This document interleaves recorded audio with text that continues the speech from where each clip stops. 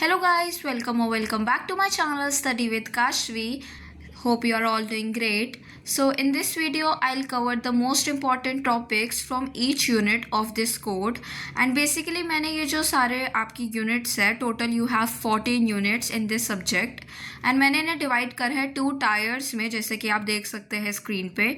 Tier 1 consists of important units based on previous year question papers जो कि highly repetitive है और important topics उन्हीं से questions बनकर आते हैं आपके पेपर में and the remaining units is in Tier 2 जिसमें basic definitions and concept से question बनकर आते हैं and as you all know ये question paper जो मतलब आपका subject है वो 50 marks का है and आपको 50 questions मिलेंगे MCQ type में and OMR sheet में आपको वो सारे attempt करने होंगे. So now without any further delay let's get started. So now here is the Tier 1 which is about the most important units as you all can see. It basically consists of 7 units जो कि बहुत ज़्यादा maximum repetitions है and core concept है.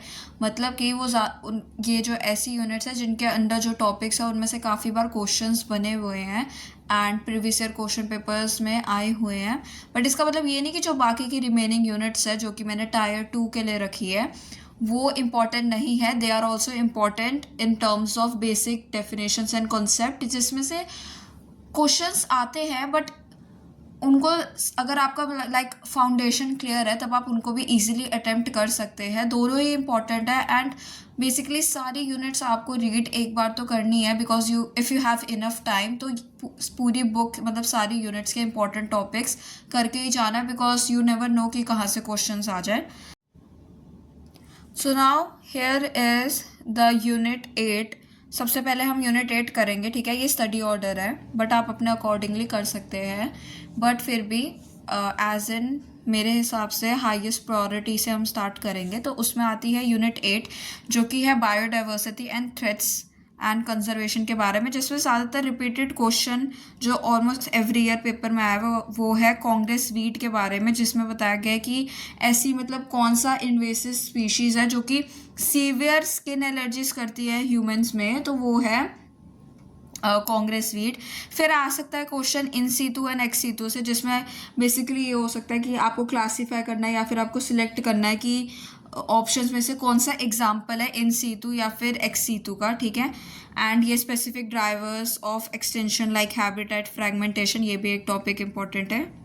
Now then is unit 2 I mean unit 3 जिसमें से questions बन सकते हैं रिगार्डिंग द फॉरेस्ट, ठीक है, रिगार्डिंग द ट्रीज़ की कौन से ट्रीज़ कहाँ पे ज़्यादातर कौन से लाइक फॉरेस्ट में ज़्यादातर मिलते हैं, ठीक है, या फिर एक्वेटिक जोन्स के बारे में. Okay, then comes your unit 12. Basically block जो 4 है आपका, ओके, ब्लॉक 4 उसमें 3 यूनिट्स है 12, 13 एंड 14 लास्ट की 3 यूनिट्स. वो तीनों यूनिट्स ही इंपॉर्टेंट है. तीनों यूनिट्स पढ़ के जाना करके जाना, दीज आर इम्पॉर्टेंट वंस.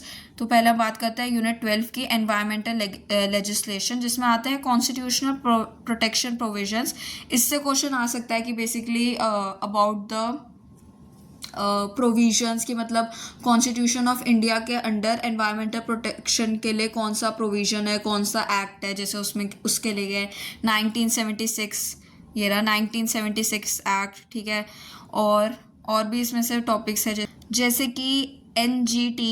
इसमें मतलब ये पूछा जा सकता है कि ये कहाँ लोकेटेड है NGT, तो ये न्यू दिल्ली में लोकेटेड है.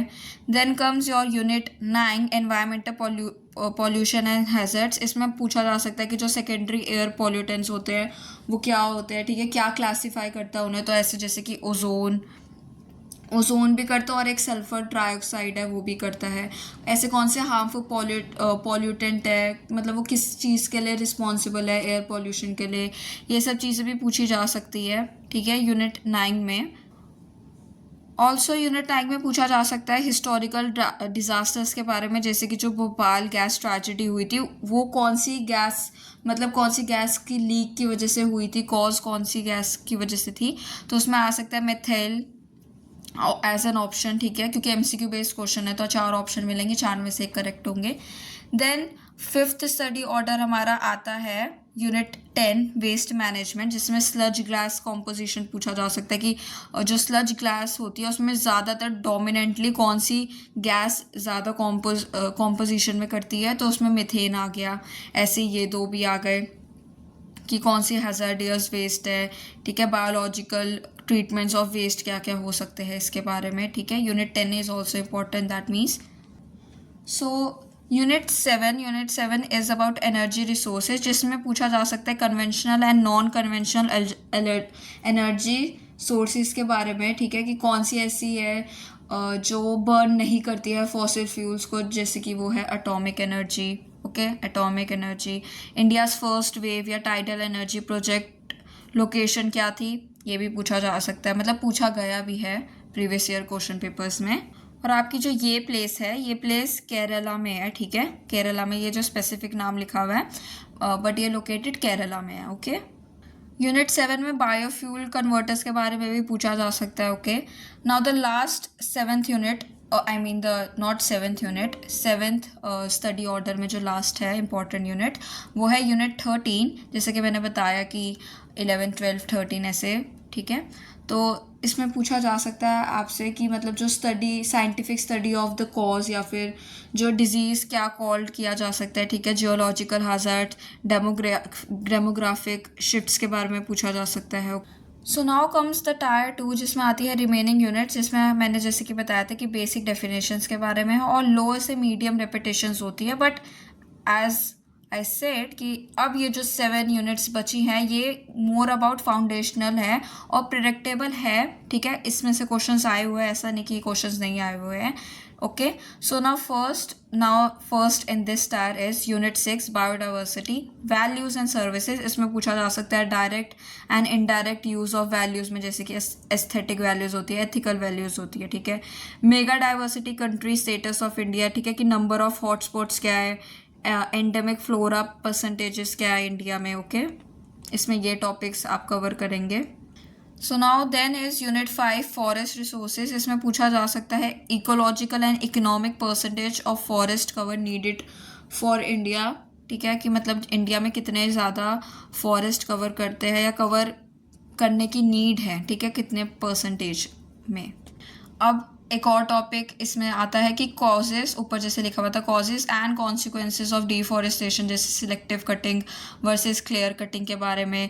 Joint forest management success in West Bengal में, इसमें मतलब ऐसे आप ऐसे ये क्वेश्चन पेपर्स में आ सकता है कि कौन से स्टेट में हुआ या फिर उस स्टेट में क्या हुआ, ऐसे करके क्वेश्चंस ईजिली आ सकते हैं। सो बेसिक इनके बारे में नॉलेज होना is very important. Now is your unit 4, जिसमें है लैंड एंड वाटर रिसोर्सेज के बारे में। इसमें पूछा जा सकता है सॉइल टाइप्स एंड प्रॉपर्टीज़ के बारे में, सॉइल इरोजन कॉन्सिक्वेंसेज, जिसमें आता है ravine land formation. Traditional irrigation methods के बारे में भी पूछा जा सकता है कि कहाँ होती है ये कुल्स, कहाँ पे होती है, हिमाचल प्रदेश में। या फिर ये पूछा जा सकता है कि हिमाचल प्रदेश में कौन सी ट्रेडिशनल इरिगेशन मेथड यूज़ होता है, तो उसमें आप कुल्स टिक कर कर आएंगे या फिर मतलब OMR में मार्क कर कर आएंगे। Now unit 2 is about ecosystem. इसमें पूछा जा सकता है trophic levels and food chains के बारे में, कि primary consumers at trophic level 2, ठीक है। ये क्वेश्चन पूछा गया है कि ट्रॉफिक लेवल 1, 2, 3, 4 ऐसे में, ठीक है। इकोलॉजिकल सक्सेशन स्टेजेस के बारे में पूछा जा सकता है। सल्फर साइकिल रिजर्वर्स के बारे में पूछा जा सकता है। इनको एक एक बार आप रीड भी कर लोगे ना और बेसिक आपको पता लग जाएगा, तो जैसे ही जब MCQ में दिखता है ना ये ऑप्शन, तब एकदम आपको क्लिक इन हो जाएगा कि ये आंसर था। Then is your unit 1 our environment. इसमें से बेसिक, जैसे मैंने बताया था ना, बेसिक कॉन्सेप्ट की नॉलेज, तो सस्टेनेबल डेवलपमेंट गोल्स से भी पूछा जा सकता है कि 17 होते हैं, व्हाट इजंट इंक्लूडेड, कि मतलब ऐसे 3 ऑप्शन दे दिया कि ये चीज़ें इंक्लूडेड है, इन 4 ऑप्शन दे दिए कि ये चीज़ें इंक्लूडेड है, इनमें से ऐसी कौन सा ऑप्शन है जो आपको लगता है कि इंक्लूडेड नहीं है, ठीक है, तो आपको वो मार्क करना है, या फिर इसका वाइस वर्सा भी हो सकता है। Definitions of human modified environments के बारे में भी पूछा जा सकता है, ठीक है। ये वाली बेसिक, मैंने जैसे बोला, इन टॉपिक्स को बेसिक रीड कर लो, बस मोर देन इनफ है।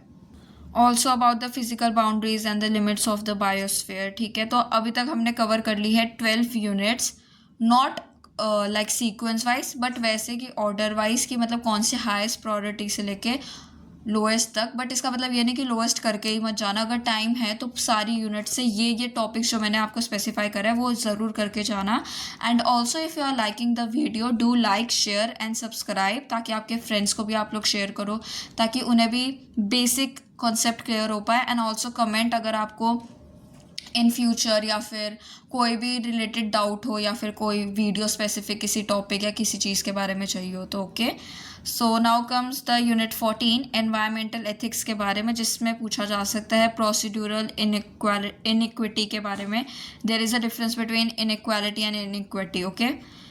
देन कल्चरल व्यूज़ और नेशंस के बारे में पूछा जा सकता है कि वेस्टर्न डोमेन के वर्सेस ईस्टर्न या Indian mother nature. Alternative views पूछे जा सकते हैं इको फेमिनिज्म एंड बायोसेंट्रिज्म में। Now comes the last unit, unit 11, जो कि है ग्लोबल एनवायरमेंटल इश्यूज़ के बारे में, जिसमें से क्वेश्चंस आते हैं टॉपिक में से ओजोन लेयर डिप्लीशन से की लोकेशन कहाँ है, कौन सा डे है, ग्रीन हाउस गैस इमिशंस के बारे में, क्लाइमेट चेंज प्रोटोकॉल्स के बारे में, आईपीसीसी की फुल फॉर्म या फिर इससे रिलेटेड क्वेश्चंस आ सकते हैं, ठीक है। तो यूनिट 11 में से ये 3 टॉपिक्स हो गए। ऑलमोस्ट हर एक यूनिट से 2 या 3 ऐसे टॉपिक्स हैं जो कि रिपीट हो गए या फिर इंपॉर्टेंट है। सो बेसिकली अभी तक हमने कवर कर ली है 14 की 14 यूनिट्स। हालांकि हमने हाईएस्ट प्रायोरिटी से करी है स्टार्ट, ठीक है, बट हो सके तो दोनों टायर्स करके जाना। और अगर बहुत लिमिटेड टाइम है या फिर एक क्विक रिवीजन चाहिए ऐसा कुछ, तो फिर टायर 1 में ज़्यादा फोकस कर लेना, क्योंकि उसमें से रिपीटेड क्वेश्चंस होते ही होते हैं। All right, so that's all for today's video. I hope आपको ये वीडियो अच्छी लगी होगी, एंड अगर आपको ये वीडियो अच्छी लगी है तो do like, comment, share and subscribe. अपने फ्रेंड्स में भी ये शेयर करें ताकि उन्हें बेसिक कॉन्सेप्ट समझ आ जाए। और जैसे कि कमेंट आया भी था मेरे को कि मैं इंपॉर्टेंट यूनिट्स के बारे में वीडियो बनाऊँ, so here is the video and thank you for watching till the end. All the best for your exam. Bye bye.